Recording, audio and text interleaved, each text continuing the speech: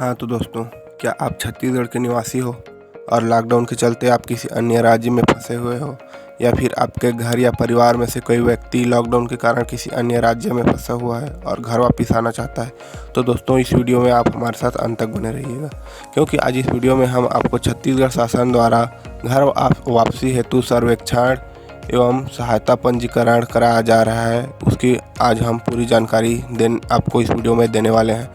तो दोस्तों समय बर्बाद न करते हुए चलिए वीडियो की शुरुआत करते हैं। सबसे पहले दोस्तों आप अपना क्रोम ब्राउज़र ओपन कर लीजिए। दोस्तों क्रोम ब्राउज़र ओपन करने के बाद सर्च बार में आप टाइप कीजिए सीजी लेबर टाइप करने के बाद दोस्तों आप इंटर कर लीजिए। फिर यहाँ पर छत्तीसगढ़ शासन श्रम विभाग वाला एक ऑप्शन आ जाएगा, दोस्तों आप उस पर क्लिक कर दीजिए। उस पर क्लिक करने के बाद दोस्तों आपको छत्तीसगढ़ शासन के श्रम विभाग की ऑफिशियल वेबसाइट ओपन हो जाएगी, जैसे कि आप पहले भी वीडियो में देख रहे थे। दोस्तों ये है छत्तीसगढ़ शासन श्रम विभाग की ऑफिशियल वेबसाइट, इसको आप देख लीजिए। फिर सबसे ऊपर वाले कॉलम में यहाँ पर लिखा है घर वापसी हेतु सर्वेक्षण एवं सहायता पंजीयन, यहाँ पर आप क्लिक कर दीजिए। दोस्तों यहाँ पर क्लिक करने के बाद एक नया पेज ओपन होगा, इसमें लिखा है घर वापसी हेतु सर्वेक्षण जानकारी आकलन सहायता हेतु पंजीयन। दोस्तों इसको आप अच्छी तरह से पढ़ लीजिए, पंजीयन पूर्ण रूप से अच्छी है या ये सब लिखा है, इसको पढ़ लीजिए। फिर यहाँ पर फॉर्म भरने हेतु नियम एवं शर्तें यहाँ पर उसके बारे में बताया गया, इसको पढ़ लीजिए। उसके बाद दोस्तों यहाँ पर आप आवेदक के प्रकार यहाँ पर आप सिलेक्ट कर लीजिए, श्रमिक है, छात्रा है, पर्यटक है, या फिर स्वास्थ्य कारण से बाहर गए थे, या फिर व्यावसायिक कारण से गए थे, व्यक्तिगत कारण से गए थे, या अन्य कारण से गए थे।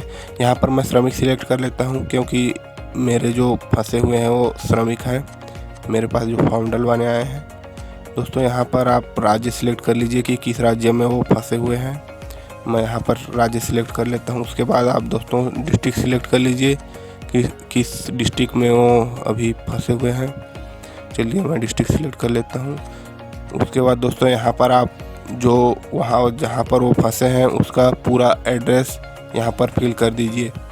पूरा एड्रेस फिल करिएगा दोस्तों पिन कोड के साथ, ताकि उन्हें ढूंढने में आसानी हो, या फिर उनके तक सहायता पहुँचाने में सहूलियत हो। दोस्तों यहाँ पर मैं एड्रेस एंटर कर लेता हूँ।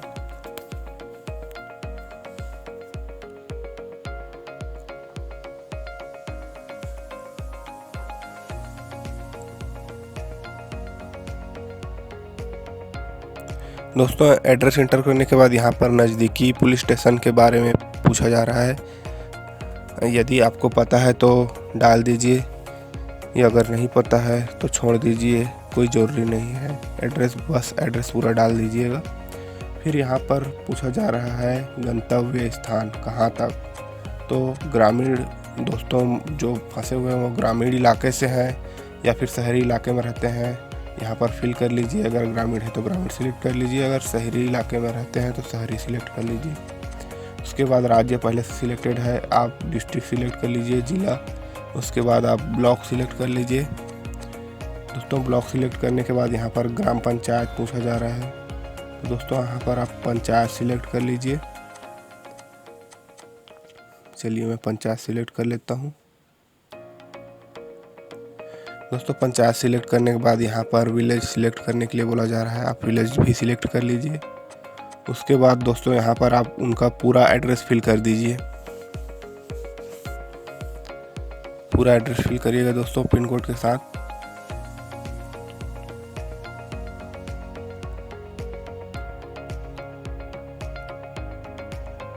चलिए मैं पूरा एड्रेस फिल कर लेता हूँ।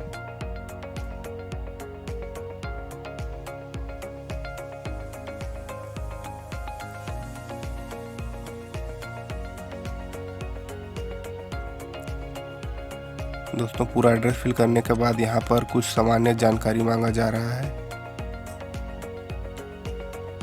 यहाँ पर आप उनका नाम लिख दीजिए जो कि बाहर में फंसे हुए हैं।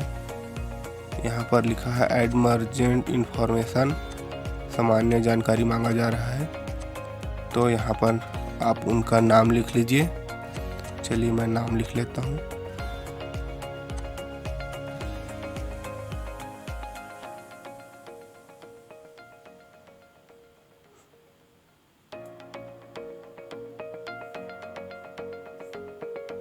दोस्तों नाम लिखने के बाद यहाँ पर बगल में जेंडर सिलेक्ट करने के लिए बोला जा रहा है। आप जेंडर सिलेक्ट कर लीजिए।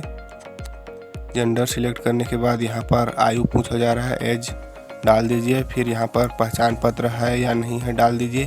फिर पहचान पत्र है तो क्या है, Aadhaar card, driving licence, ration card जो भी है सिलेक्ट कर लीजिए। फिर यहाँ पर ऐड माइग्रेंट पर सिलेक्ट कर लीजिए, क्लिक कर लीजिए ऐड माइग्रेंट पर। फिर उनके साथ और कोई तो नहीं फंसा हुआ है उन्हीं के घर का। तो दोस्तों अगर दोनों एक साथ हैं तो यहाँ पर उनका नाम भी लिख दीजिए, एज लिख दीजिए। फिर उनके पास पहचान पत्र है या नहीं लिख दीजिए। फिर ऐड माइग्रेंट पर क्लिक कर दीजिए। फिर और भी कोई लोग होंगे उनके साथ में उन्हीं के घर के, उनका नाम भी लिख लीजिए। पूरा प्रोसेस पहले जैसे फॉलो कीजिए। फिर ऐड माइग्रेंट पर क्लिक कर दीजिए।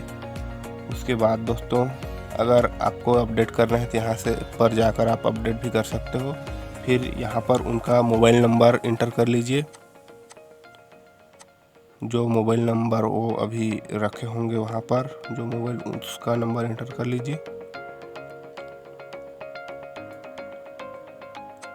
दोस्तों फिर बगल में कोई अगर इमरजेंसी कांटेक्ट होगा तो उसको भी इंटर कर लीजिए। फिर इसमें संपर्ककर्ता का नाम डाल दीजिए।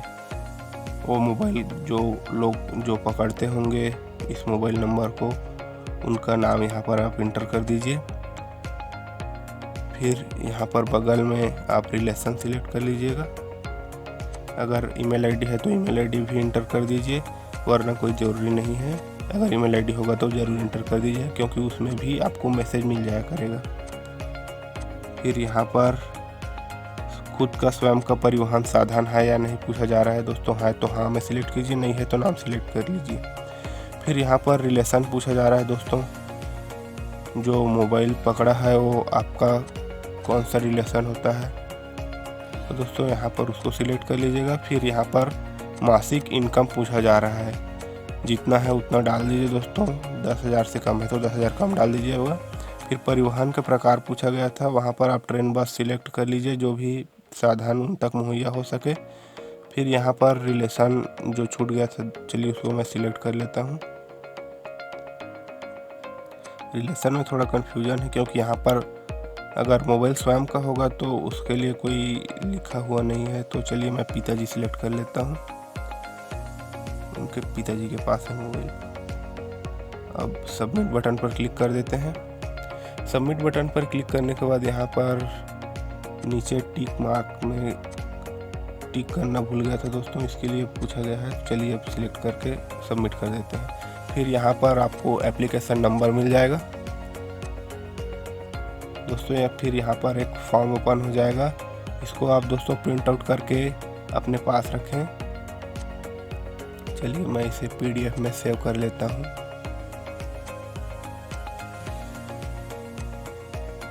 आप चाहे तो प्रिंट आउट निकाल कर भी रख सकते हो।